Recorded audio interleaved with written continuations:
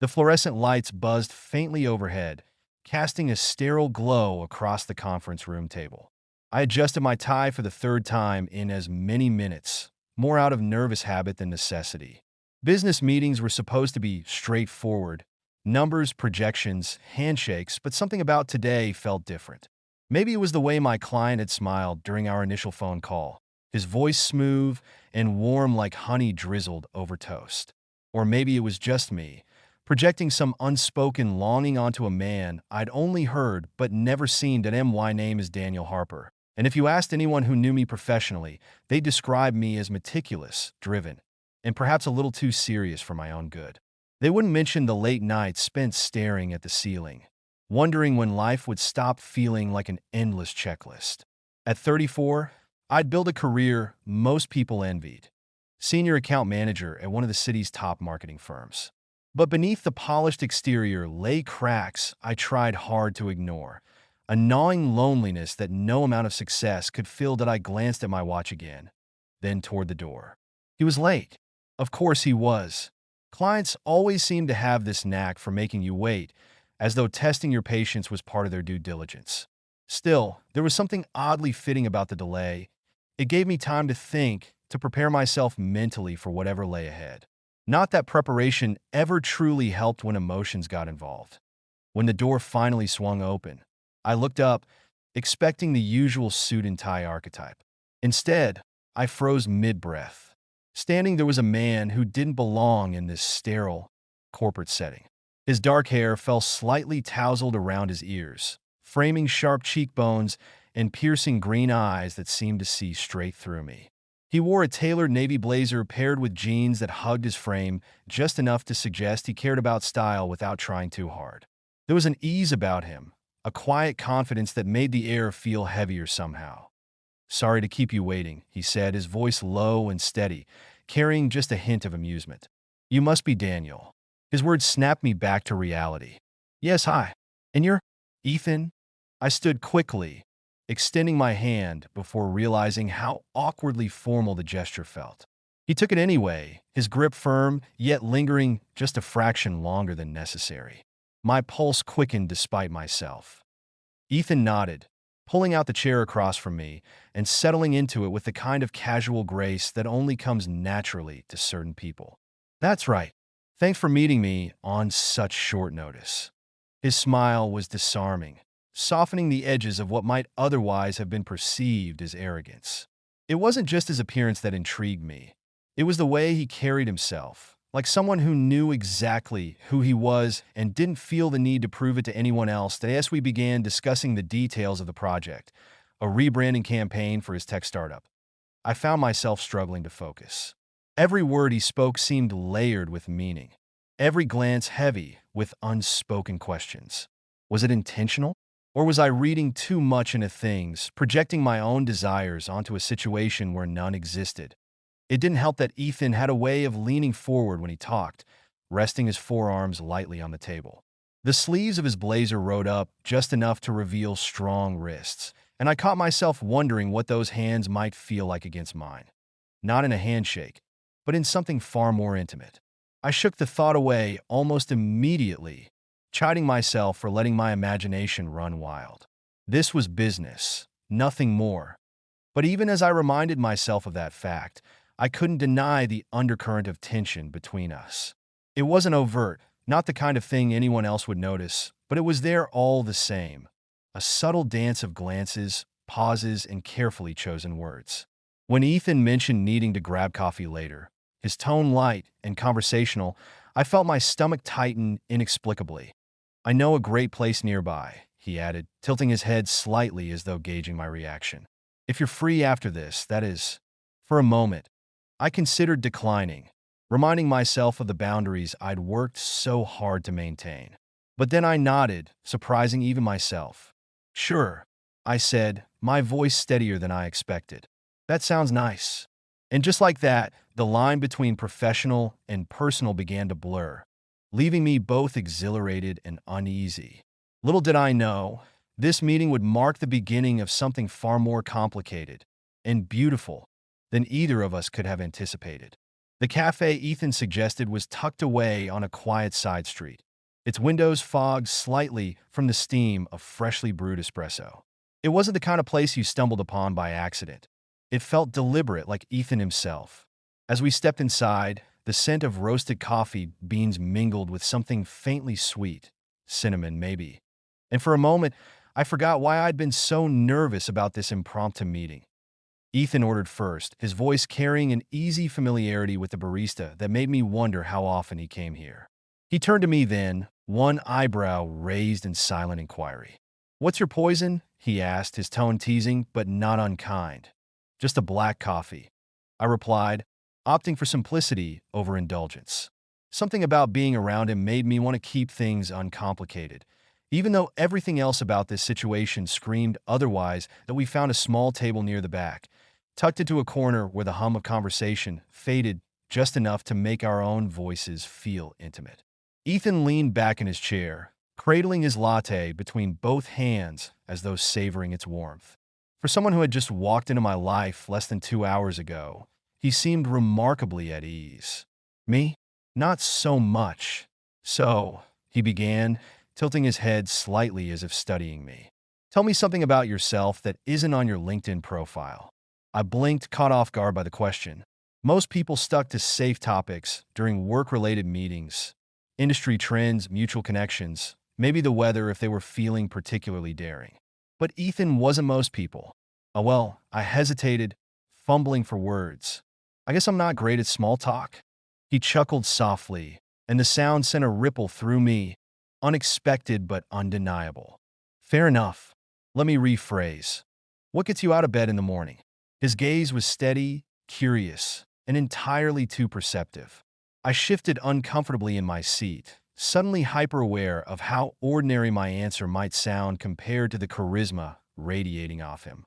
"Work mostly," I admitted finally. "Deadlines. Obligations. The usual stuff." Ethan nodded slowly, his expression thoughtful rather than judgmental. "And what about after work? When all those deadlines are met and the obligations are done?" I opened my mouth to respond, then closed it again. The truth was I didn't have a good answer. My evenings were usually spent alone, scrolling through Netflix or reading articles I barely remembered the next day. It wasn't exactly the kind of life you bragged about. "Nothing exciting," I said eventually, forcing a smile that felt brittle even to me. To my relief, Ethan didn't press further. Instead, he leaned forward slightly, resting his elbows on the table. "You strike me as someone who thinks too much," he observed, his tone light but tinged with something deeper. "Like you're always planning 3 steps ahead, afraid to let anything catch you off guard." His words hit closer to home than I cared to admit. "Is that such a bad thing?"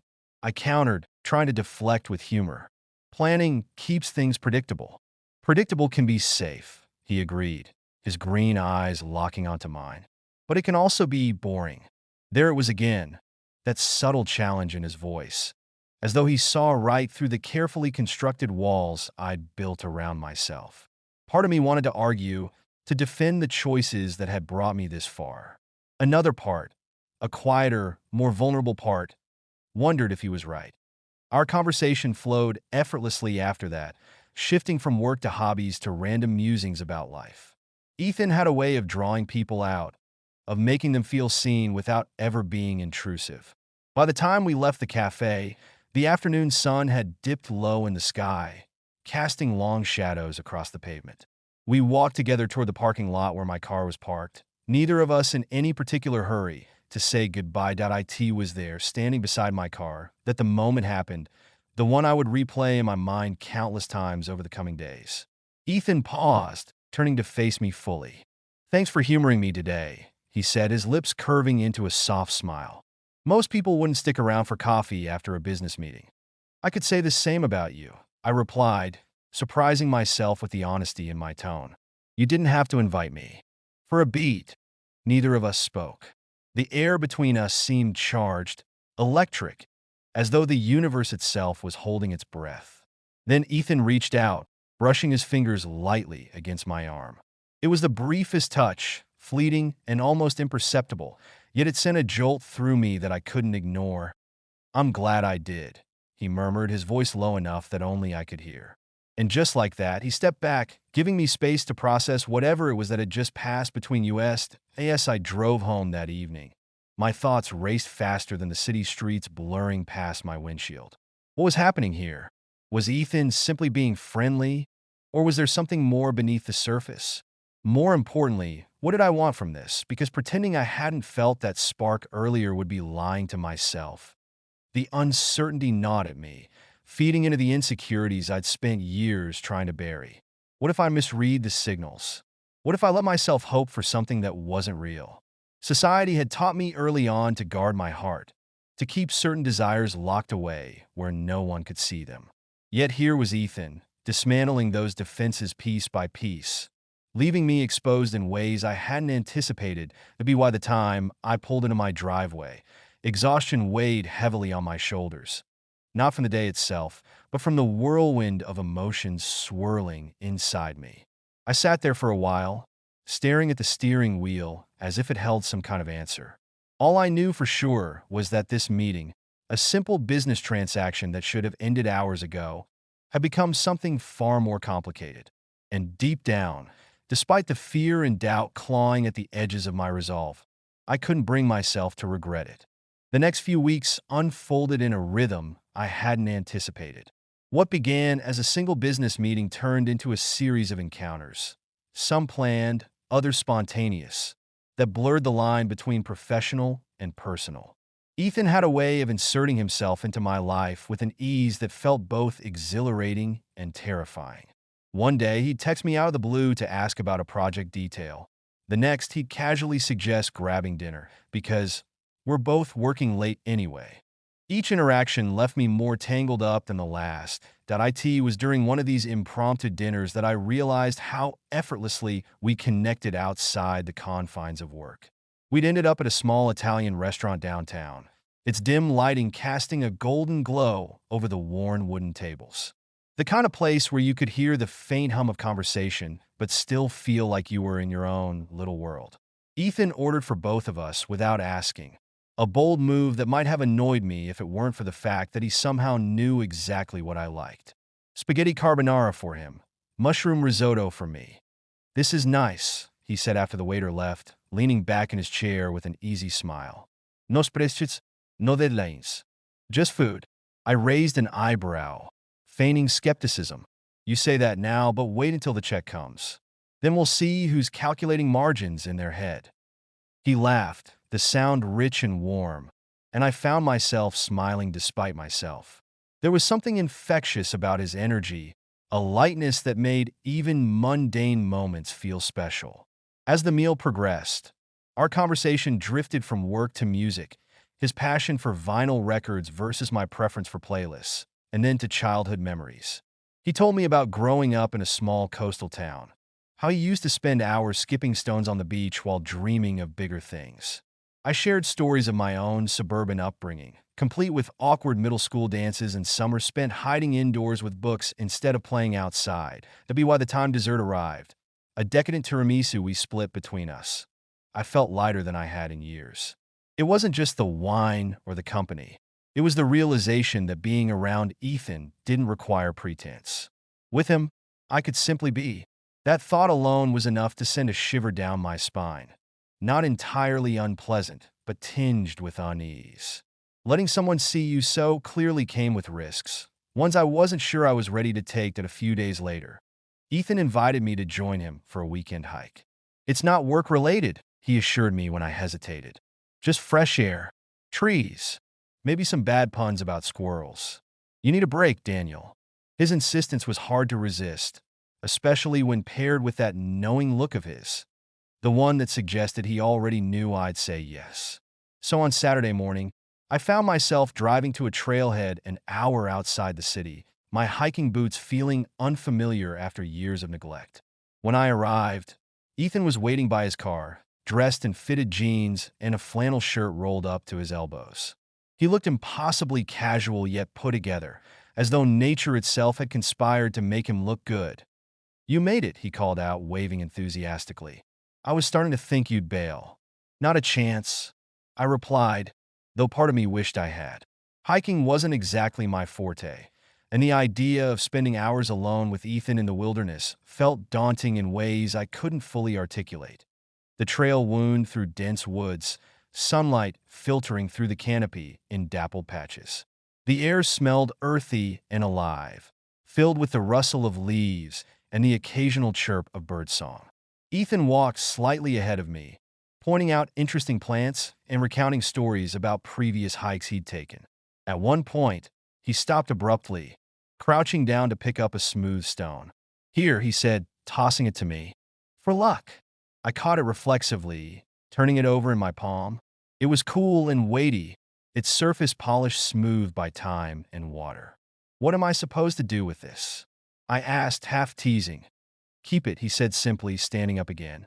"Something to remember today. Bye." His words lingered in my mind long after we resumed walking. Remember today, bye. Was that all this was, a fleeting moment to tuck away like a keepsake? Or was there something more lingering beneath the surface? As the trail grew steeper, I found myself struggling to keep pace. My lungs burned, and sweat trickled down my temples despite the crisp autumn air. Just when I thought I couldn't go any farther, Ethan slowed down, matching his steps to mine. Without saying a word, he reached out and steadied me as I stumbled over a root. His hand lingered on my arm for just a second longer than necessary, sending a jolt of electricity through me. "You okay?" he asked, his voice soft but steady. "Yeah," I managed, though my heart was racing for reasons that had nothing to do with exertion. "Thanks." We reached the summit just as the sun began to set, painting the sky in streaks of orange and pink. The view was breathtaking, but it paled in comparison to the sight of Ethan standing beside me, his profile illuminated by the fading light. For a moment, neither of us spoke. The silence wasn't uncomfortable. It was full, heavy with unspoken words and emotions neither of us seemed ready to confront. "This is incredible," I said finally, breaking the spell. "I haven't done something like this in, well, ever, honestly." Ethan glanced at me, his lips curving into a wry smile. "Glad I could corrupt you then." I rolled my eyes, but the teasing note in his voice made me laugh. It struck me then how much joy he brought into my life, how effortlessly he coaxed smiles and laughter out of me. And yet, the deeper feelings stirring inside me were harder to reconcile. Every glance, every touch, every shared laugh felt like stepping closer to the edge of something vast and unknown. What scared me most wasn't the possibility of falling. It was the fear that I might never want to climb back up again. That night, after we returned to the city, Ethan dropped me off at my apartment. Before I could thank him and retreat into the safety of solitude, he leaned across the console of his car, his gaze searching mine. "Hey," he said softly, his breath warm against my cheek. "I know you got a lot going on in that head of yours. But whatever it is, don't overthink it too much, okay?" His words hung in the air between us, loaded with meaning I wasn't sure either of us fully understood. All I could do was nod, my throat tight with emotion. As I watched him drive away, I clutched the stone he'd given me earlier, its smooth surface grounding me in a way I desperately needed. Back inside my apartment, I stood by the window, staring out at the city lights. My reflection stared back, ghostly and uncertain. Who was I becoming under Ethan's influence? A man brave enough to embrace vulnerability, or someone reckless enough to risk everything for a connection that might never be reciprocated? The questions swirled in my mind, unanswered and relentless. Yet amidst the chaos, one thing was clear: I couldn't turn back now.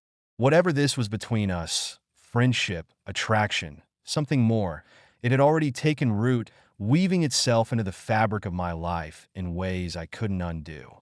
The turning point came on a rainy Tuesday evening, the kind of night where the world outside felt muted and distant, as though reality itself had been softened by the steady patter of rain against the windows. It wasn't planned, none of it was, but looking back, I realized that maybe some moments are destined to happen, no matter how much you try to resist them. Ethan and I had been working late at his office, going over the final details of the rebranding campaign. The room was quiet except for the occasional rustle of papers and the low hum of the heater. He sat across from me, tie loosened and sleeves rolled up, his focus sharp but tinged with an underlying weariness.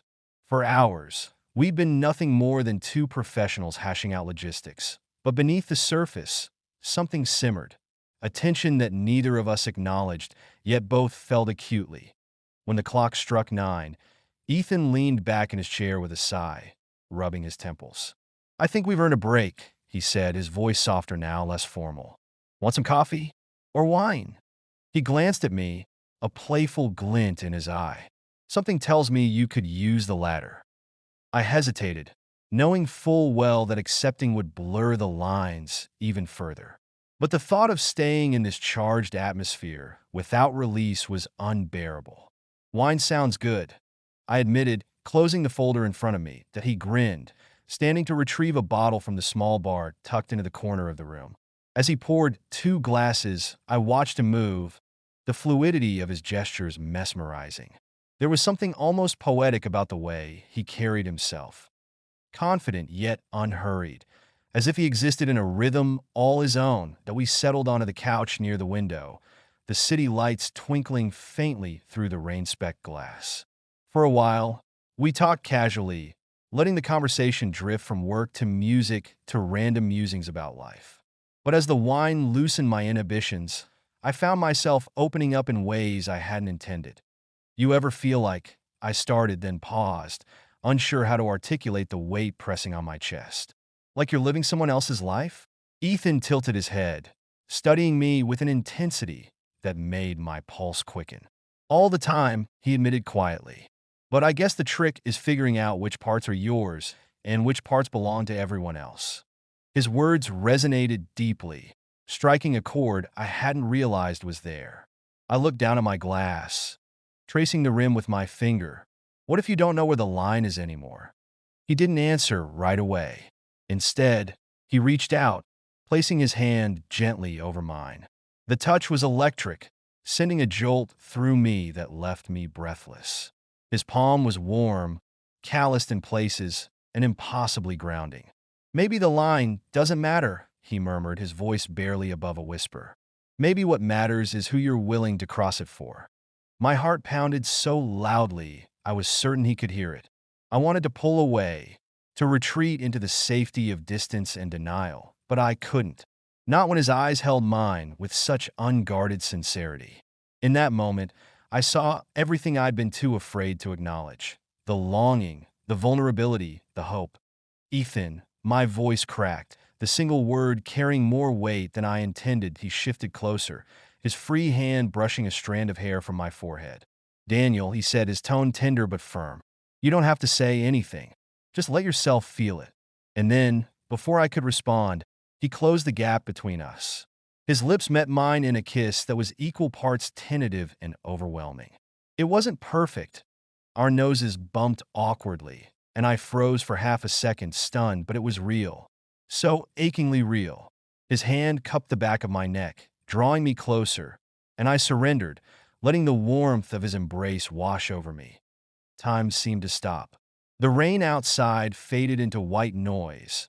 The city lights blurred into soft halos, and all that remained was the sensation of his mouth moving against mine, gentle yet insistent.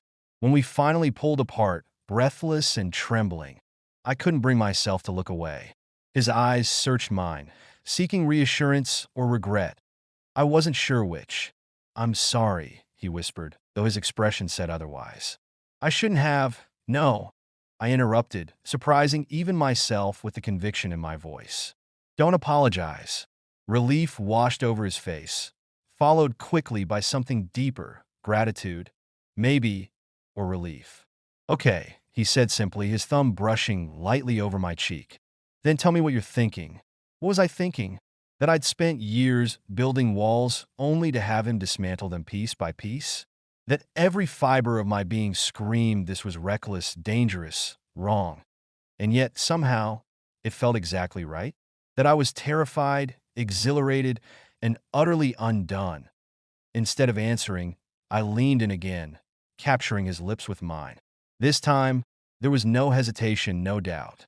Only the raw, undeniable truth of what we'd been circling around for weeks. Afterward, We sat together in silence, our bodies pressed close as the storm outside began to subside. Neither of us spoke. We didn't need to. Words would have cheapened the enormity of what had just happened, reducing it to something tangible when it felt anything but. Eventually, Ethan broke the quiet. "This changes things," he said softly, his arm draped loosely around my shoulders. "For better or worse?" I nodded, staring out at the cityscape, now glistening under the streetlights. "Yeah, it does." Part of me wanted to panic, to analyze every possible consequence of crossing this line. But another part, the part that had been buried for far too long, felt lighter than it had in years. Whatever came next, whatever challenges lay ahead, I knew one thing for certain. I couldn't go back to the way things were before. Because in that moment, with Ethan's heartbeat steady against mine and the taste of wine still lingering on my lips, I understood what it meant to truly live. Not just exist, but live. And for the first time, I wasn't afraid to embrace it. The days that followed our kiss were a blur of conflicting emotions, each one pulling me in a different direction. On the surface, nothing had changed.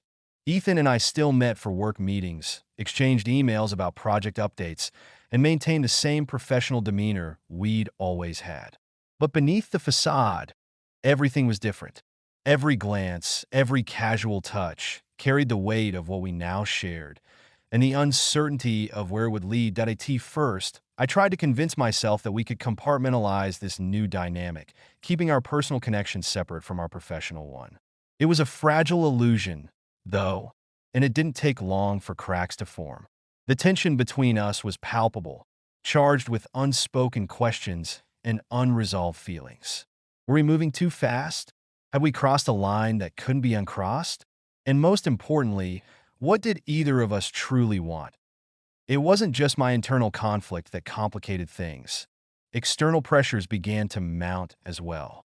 Word spread quickly around the office, not overtly, not maliciously, but through subtle shifts in behavior. A lingering stare here, an awkward pause there. People noticed when Ethan started showing up at my desk more often than necessary, or when I lingered in his office long after everyone else had gone home. Whispers followed us like shadows, invisible yet impossible to ignore. One afternoon, my boss called me into her office under the guise of discussing the upcoming campaign launch. She sat behind her desk, her expression carefully neutral as she folded her hands in front of her. "Daniel," she began, her tone measured, "I wanted to check in with you about how things are going with Ethan's account." "Things are fine," I replied, forcing a smile that felt brittle even to me. "We're on track to meet all deadlines." She nodded slowly, her gaze piercing. "Good. That's good. But I've also heard some murmurs. Nothing concrete, of course, but you know how these things go. Perception can sometimes become reality." Her words hit like a punch to the gut, leaving me momentarily speechless. I knew exactly what she meant. That if anyone suspected something inappropriate was happening between Ethan and me, it could jeopardize not only the project, but my career as well. "There's nothing to worry about," I assured her, injecting as much confidence into my voice as I could muster. "We're professionals. That's all this is." As I left her office, I couldn't shake the sinking feeling in my chest. For years, I'd prided myself on being meticulous, disciplined, untouchable. Yet here I was, risking everything I'd worked so hard to build. All for a man who, until recently, had been little more than a client. The fallout wasn't limited to work. My personal life began to unravel as well, though in quieter, more insidious ways. Friends noticed the change in me almost immediately. "You seem distracted lately," my best friend Claire observed during one of our rare dinners together. We were sitting at our usual spot in a cozy diner downtown, the kind of place where time seemed to stand still. "Is everything okay?" I hesitated, stirring my coffee absently. How could I explain something I barely understood myself? "Work's been stressful," I said finally, opting for a partial truth. "And other stuff." Claire raised an eyebrow, leaning forward slightly. "Other stuff? Care to elaborate?" For a moment, I considered telling her everything. The late-night texts, the stolen moments in Ethan's office, The way he made me feel alive in ways I hadn't thought possible. But the words caught in my throat, tangled up in fear and shame. Instead, I shrugged, deflecting with humor. Just the usual existential crisis. You know me. She studied me for a beat longer, then sighed. All right, Daniel. But don't bottle it all up, okay? Whatever it is, you can talk to me. Her kindness only made me feel worse. I wanted to confide in her, to unburden myself of the secrets weighing me down. But the truth was, I didn't know where to start, or whether I even deserved her support. Ethan, too, was grappling with his own challenges.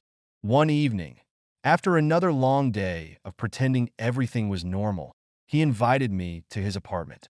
When I arrived, he looked exhausted, his usual confidence replaced by a vulnerability that took me aback. He poured us both glasses of whiskey before settling onto the couch beside me. I had dinner with my parents last night, he said quietly, swirling the amber liquid in his glass. They asked about work. About you. My stomach tightened. What did you tell them? That you're talented, dedicated, easy to work with. He glanced at me, his lips curving into a faint smile. All true, by the way, but they could tell there was something I wasn't saying. And I prompted, dreading the answer. They didn't press, he admitted, though his tone suggested otherwise. But they hinted at introducing me to someone, a colleague's daughter, apparently. Someone suitable. The word hung in the air between us, sharp and suffocating. Suitable. As if love could be reduced to checkboxes and expectations. I reached out, placing my hand over his. Do you think they'd approve? If they knew. He exhaled sharply, running a hand through his hair. Honestly, probably not. They're traditional, Daniel. Not hateful, just set in their ways. And I don't know if I'm ready to deal with that kind of judgment right now. His honesty stung, but I understood it. Coming out wasn't a singular event. It was a series of battles fought on multiple fronts, each one requiring strength and resilience. I couldn't ask him to face those battles alone, especially when I wasn't sure I was ready to fight my own.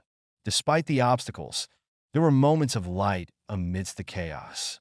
Late-night phone calls became a lifeline, a chance to hear Ethan's voice without the constraints of professionalism or secrecy. We talked about everything and nothing, finding solace in the simplicity of shared silence. Sometimes he'd send me playlists he'd curated, songs that reminded him of me.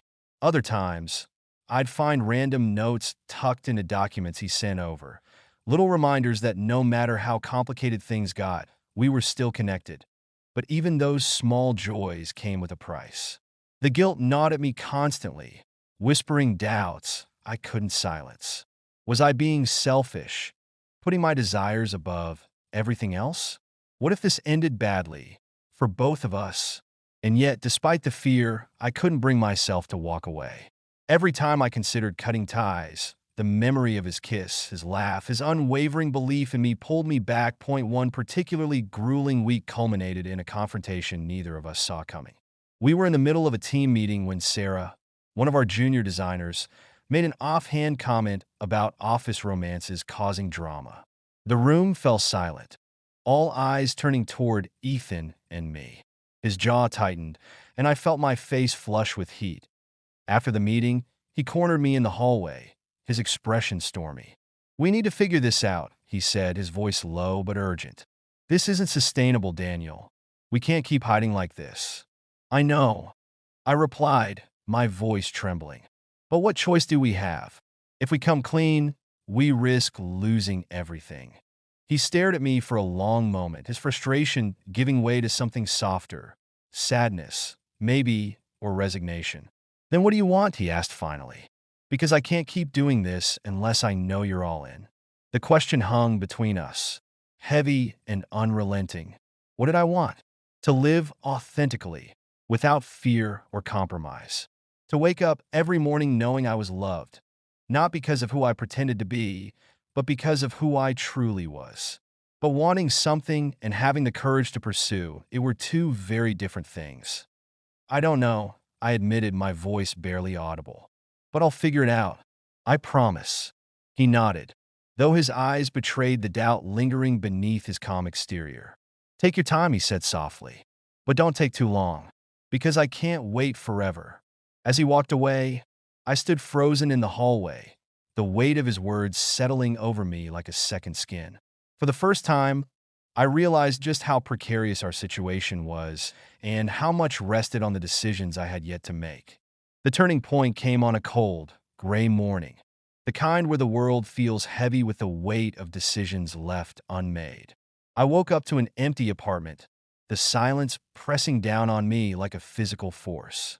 For weeks, I'd been running from the truth, convincing myself that staying in limbo was safer than risking everything. But as I stared at my reflection in the bathroom mirror, hollow-eyed and exhausted, I knew I couldn't keep living this way. Ethan deserved better. And so did I. At noon, I found myself standing outside his building, my heart pounding in my chest. The doorman nodded politely as I entered, but I barely registered his presence. My focus was singular. Ethan. I needed to see him, to tell him what I hadn't been brave enough to say before, that I wanted us, no matter the cost. When he opened the door, his expression shifted from surprise to concern. "Daniel? Is everything okay?" I shook my head, stepping inside without waiting for an invitation. His apartment was warm and inviting, filled with the faint scent of coffee and sandalwood. It felt like a sanctuary, a place where the noise of the outside world faded into nothingness. But even here, amidst the comfort of familiarity, I couldn't escape the storm raging within me. "I can't do this anymore," I blurted out, my voice cracking under the strain of emotion. "Living in secret, pretending we're something we're not. It's killing me." Ethan's brow furrowed, and he crossed the room to stand closer. "What are you saying?" "I'm saying—" I took a deep breath, forcing myself to meet his gaze. "I'm saying I choose you. Whatever happens next, whether it's losing my job, facing judgment from others, I don't care. Because being without you is worse than any of that." For a moment, he didn't respond. He simply stared at me, his green eyes searching mine as though trying to decipher the sincerity behind my words. Then, slowly, a smile spread across his face, one of relief, joy, and something deeper that made my knees weak. "You have no idea how long I've waited to hear you say that," he murmured, pulling me into his arms. The embrace was fierce, grounding, as if he were anchoring me to something solid when everything else felt uncertain. "But are you sure? This isn't going to be easy." "I know," I whispered against his shoulder. "And maybe that's the point. Love isn't supposed to be easy. It's supposed to be worth it." The days that followed weren't without challenges. Word of our relationship inevitably leaked, sparking whispers and raised eyebrows around the office. Some colleagues offered quiet support. Others distanced themselves, uncomfortable with the disruption to the status quo. My boss called me into her office again, this time with less subtlety. "This is a professional environment, Daniel," she said sternly. "If you can't maintain boundaries, then perhaps this isn't the right place for you." Her words stung, but they also clarified something important. I didn't want to work somewhere that demanded I suppress who I was. With Ethan's encouragement, I began exploring new opportunities, ones that aligned more closely with my values and my identity. Ethan faced his own battles, particularly with his family. When he finally came out to them, their reaction was predictably mixed. His mother cried, torn between love for her son and disappointment over shattered expectations. His father remained stoic, offering little more than terse remarks about doing what's best. But through it all, Ethan stood firm, refusing to compromise who he was for anyone else's approval. "We'll get through this together," he told me one evening, his hand clasped tightly in mine. "It won't always be perfect, but it'll be ours." Months later, as we sat side by side on a park bench watching the sunset, I realized just how much I'd changed since that first business meeting. Back then, I'd been a man defined by fear. Fear of rejection, failure, vulnerability. Now, I was someone who had learned to embrace uncertainty, to find strength in authenticity rather than perfection. Ethan had taught me that love wasn't about finding someone flawless. It was about choosing someone despite their flaws and letting them choose you in return. Yes, the sky blushed pink and orange. Ethan turned to me, his smile soft but radiant. "You know," he said, his voice tinged with amusement, I never expected a branding campaign to lead to this. Neither did I replied, laughing softly. But I wouldn't trade it for anything. In that moment, surrounded by the beauty of nature and the warmth of his presence, I felt a profound sense of peace. Life would still have its challenges, its moments of doubt and hardship. But for the first time, I wasn't afraid of them, because I knew that whatever came next, I wouldn't face it alone.